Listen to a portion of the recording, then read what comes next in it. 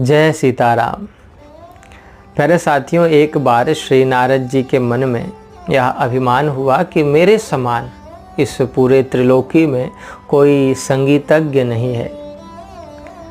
और इसी बीच एक दिन क्या हुआ कि उन्होंने रास्ते में कुछ दिव्य स्त्री पुरुषों को देखा जो कि मूर्छित पड़े थे, घायल पड़े थे और उनके विविध अंग जो है कटे हुए थे।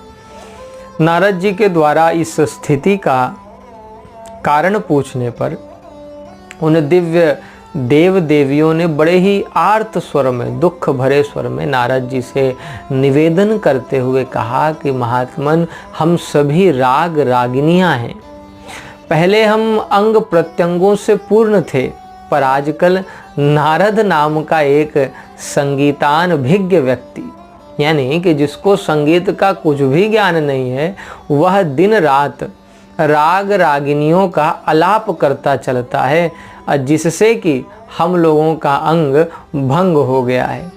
इसलिए हे महात्मन, आप यदि विष्णु लोक को जाएं तो कृपया हमारी दुर्अवस्था का समाचार भगवान विष्णु को दें और उनसे प्रार्थना करें कि हम लोगों के कष्ट को वे शीघ्रातिशीघ्र दूर करें।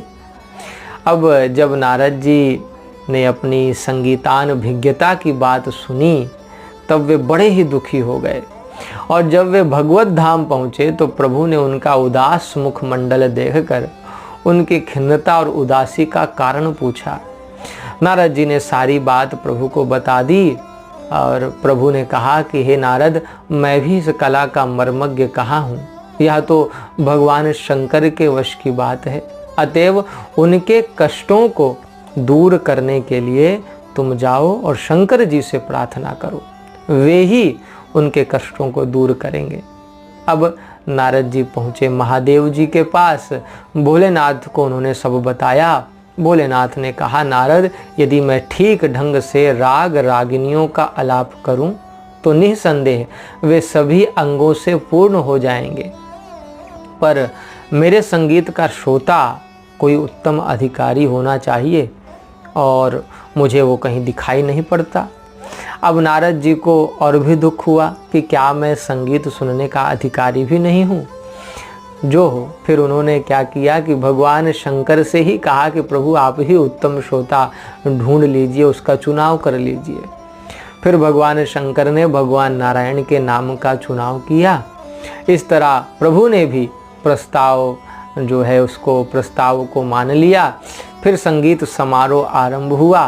सभी देव गंधर्व तथा राग रागिनियाँ वहाँ उपस्थित हुई और महादेव जी ने राग आलाप करना जो है राग का आलाप करना शुरू किया और उनके आलाप करते ही जो है सभी राग रागिनियों के अंग प्रत्यंग जो है पूरे हो गए, जुड़ गए। अब नारद जी तो ठहरे साधु हृदय परम महात्मा, सो उनका अहंकार भी दूर हो गया और राग रागिनियों को फिर से पूर्णांग देख करके वे बड़े ही प्रसन्न हुए, आनंदित हुए। तो प्यारे साथियों, गर्ग संहिता की यह बोध कथा आपको कैसी लगी, हमें कमेंट के माध्यम से अवश्य बताएं।